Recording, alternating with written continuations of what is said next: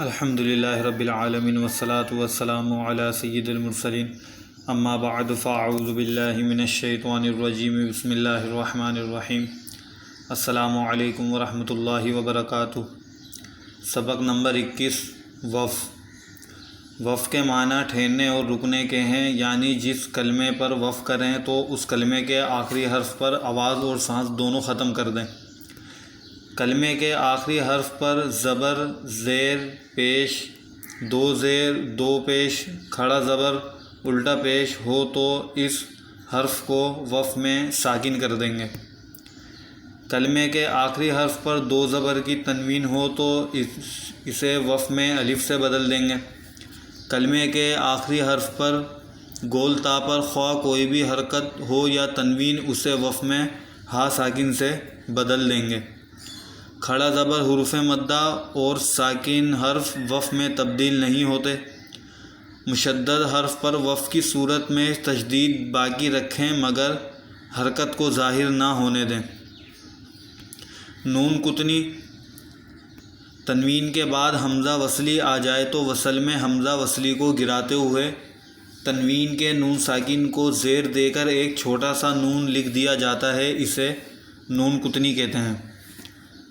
نون قطنی والے کلمات کی ہجے اس طرح کریں جیسے شین، یا، زے شی، با، الف زبر با، شی با۔ اب آپ دیکھیں نیچے والے جو سب سے اوپر والی لائن ہے نیچے والے پیج کی، اس میں حرف لکھا ہوا ہے شی با، ریڈ کلر میں، آگے گرین میں اگلا حرف لکھا ہوا ہے۔ سب سے پہلے اس کے نیچے دیکھیں نون ہے، چھوٹا سا نون، تو ہم اس کی ہجے اس طرح کریں گے شین، یا، زے شی، با، الف زبر با، شی با، نون سین زین نس، شی با نس، سین زبر سا، شی با نسا، میم الف زبر ما، شی با نسما، حمزہ پیش او، شی با نسما او، یعنی یہ جو چھوٹا سا نون ہے اس کو نون قطنی کہتے ہیں۔ اور اس کے نیچے دوسرا قاعدے ہیں ہمارے پاس، جہاں وقف کی حالت میں گول دائرہ آتا ہے جہاں ہمیں ٹھہرنا ہوتا ہے، اور اس میں بہت ساری علامت ہیں جس میں ٹھہرنے اور نہ ٹھہرنے کے حوالے سے دیا ہوا ہے۔ یعنی جہاں وقف کی حالت میں گول دائرے کا ہو، گول دائرے کا نشان یہ وقف تام اور آیت مکمل ہونے کی علامت ہے، یہاں ٹھہرنا چاہیے۔ میم یہ وقف لازم کی علامت ہے، یہاں ضرور ٹھہرنا چاہیے۔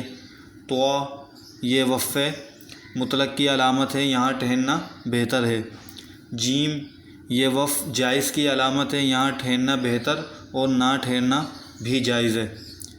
زا یہ وقف مجوز کی علامت ہے، یہاں ٹھہرنا جائز مگر نہ ٹھہرنا بہتر ہے۔ صاد یہ وقف مرخص کی علامت ہے، یہاں ملا کر پڑھنا چاہیے۔ لام اگر آیت کے اوپر لام لکھا ہو تو ٹھہرنے اور نہ ٹھہرنے میں اختلاف ہے، آیت کے علاوہ لام لکھا ہو تو نہ ٹھہریں۔ اگلا ہے اعادہ، وقف کرنے کے بعد پیچھے سے ملا کر پڑھنے کو اعادہ کہتے ہیں۔ یعنی اعادہ ہم جب کریں گے جب کلمے کے آخری حرف پر آیت مکمل ہونے کی نشانی نہ ہو، جسے ہم گول دائرے کا نشان کہتے ہیں، یہ وقف تام کی علامت ہے۔ اگر اس آیت پر ٹھہریں گے تو وہاں ہم اعادہ نہیں کریں گے، وہاں ہم وقف کر کے آواز و سانس دونوں ختم کر دیں گے۔ اگر حرف کے آخر میں میم آ رہا ہے تو یہ وقف لازم کی علامت ہے، یہاں ٹھہرنا بہتر ہے۔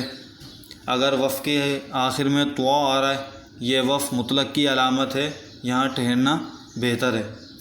اور اگر وقف کی حالت میں اگر جیم آ رہا ہے، یہ وقف جائز کی علامت ہے، یہاں ٹھہرنا بہتر اور نہ ٹھہرنا بھی جائز ہے۔ اگر کلمے کے آخر میں زا آ رہا ہے، یہ وقف مجوز کی علامت ہے، یہاں ٹھہرنا جائز مگر نہ ٹھہرنا بہتر ہے۔ صاد یہ وقف مرخص کی علامت ہے، یہاں ملا کر پڑھنا چاہیے۔ اور لام اگر آیت کے اوپر لام لکھا ہو، یعنی آیت مطلب یعنی جہاں ہمیں ضرور رکنا ہے وہ آیت کے اوپر اگر لام لکھا ہو تو اس میں ٹھہرنے اور نہ ٹھہرنے میں اختلاف ہے، یعنی آپ اس پر ٹھہر رہیں، اس میں اختلاف ہے، کچھ کہتے ہیں کہ ٹھہرنا چاہیے، کچھ کہتے ہیں نہیں ٹھہرنا چاہیے۔ اور اگر آیت کے علاوہ لام لکھا ہو، یعنی آیت ختم نہیں ہو رہی، جو گول دائرے کا نشان ہے جس پہ آیت ختم کرتے ہیں، اگر وہ آیت نہیں ہے ویسی ہی لام لکھا ہوا ہے تو اس پر نہ ٹھہریں۔ اگر یہاں آپ ٹھہر لیے تو اس پہ اعادہ کرنا پڑے گا آپ کو، یعنی اعادہ کا مطلب ہے وقف کرنے کے بعد پیچھے سے ملا کر پڑھنے کو اعادہ کہتے ہیں۔ اس کی ایک بہترین طریقہ یہ ہے کہ یاد رکھنے کا اس کو کہ کہاں ٹھہرنا ہے کہاں نہیں ٹھہرنا۔ آپ یہ یاد رکھیں کہ جہاں آیت مکمل ہو رہی ہے وہاں ہمیں لازمی ٹھہرنا ہے، اور جہاں آیت مکمل نہیں ہو رہی، یعنی کلمے کے آخر میں میم، طاء، جیم، زا، صاد، لام یہ آ رہا ہے، وہاں پر آپ اعادہ کر کے پڑھیں، یعنی احتیاطاً آپ اعادہ کر کے پڑھیں، کیونکہ اس میں بظاہر لکھا ہوا ہے کہ جیسے جیم ہے کہ یہ وقف جائز کی علامت ہے، یہاں ٹھہرنا بہتر مگر نہ ٹھہرنا بھی جائز ہے، یعنی دونوں صورتیں اس میں لکھی ہوئی ہیں، اگر ٹھہرو گے تو بہتر ہے، اگر نہیں بھی ٹھہرو گے تو جائز ہے۔ تو اس کا ایک بہترین طریقہ یہی ہے کہ اگر آیت جہاں ختم ہو رہی ہے وہاں آپ ٹھہریں، اور جہاں آیت نہیں ختم ہو رہی وہاں آپ اعادہ کر کے پڑھیں، یعنی ملا کے پڑھیں۔ ملا کے نہیں پڑھیں گے جب بھی اس میں کوئی مذائقہ نہیں ہے، لیکن بعض لوگوں کی یعنی سانس اتنی لمبی نہیں ہوتی کہ جو پوری آیت پڑھ سکیں، بیچ میں وہ ان کی سانس ٹوٹ جاتی ہے۔ اگر سانس جہاں جن کی ٹوٹ رہی ہے ان کو اعادہ کر کے پڑھنا ہے، یعنی جس لفظ پہ وہ رکے ہیں جہاں سانس ٹوٹی ہے اس لفظ کو دوبارہ پیچھے سے ملا کے پڑھیں گے۔ ہم نے اس تختی میں وقف کے بارے میں پڑھا ہے کہ وقف کے معنی ٹھہرنے اور رکنے کے ہیں، یعنی جس کلمے پر وقف کریں وہاں آواز اور سانس دونوں ختم کر دیں، اور کلمے کے آخری حرف پر زبر، زیر پیش، دو زیر دو پیش، کھڑا زبر یا الٹا پیش ہو تو اس حرف کو وقف میں ساکن کر دیں گے۔ کلمے کے آخری حرف پر دو زبر کی تنوین ہو تو اسے الف سے بدل دیں گے۔ کلمے کے آخری حرف پر گول تا پر کوئی بھی حرکت ہو یا تنوین، اسے وقف میں ہا ساکن سے بدل دیں گے۔ کھڑا زبر حروف مدہ اور ساکن حرف وقف میں تبدیل نہیں ہوتے۔ مشدد حرف پر وقف کی صورت میں تشدید باقی رہے گی مگر حرکت کو ظاہر نہ ہونے دیں۔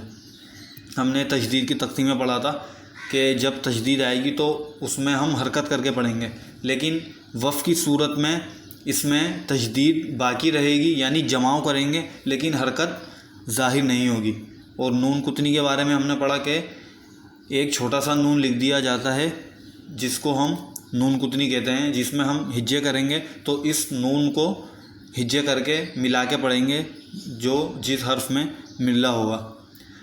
یہ وقف کی تختی تھی جو آپ نے ابھی سنی، اس کو دوبارہ سنیں، اس کو پڑھیں، کیونکہ اس کی اگلی جو سلسلہ آئے گا تختی تو یہی 21 ہوگی، لیکن وہ اس کا اگلا پیج ہے، اس میں ہم ان کلمات میں ان قاعدوں کو سمجھیں گے کہ کہاں پر ہمیں وقف کرنا ہے، کس طریقے سے وقف کرنا ہے، اور کون سا ایسا حرف ہے جو وقف کی حالت میں الف سے بدلا جائے گا، اور کون سا حرف ایسا ہے جو ہا سے بدلا جائے گا۔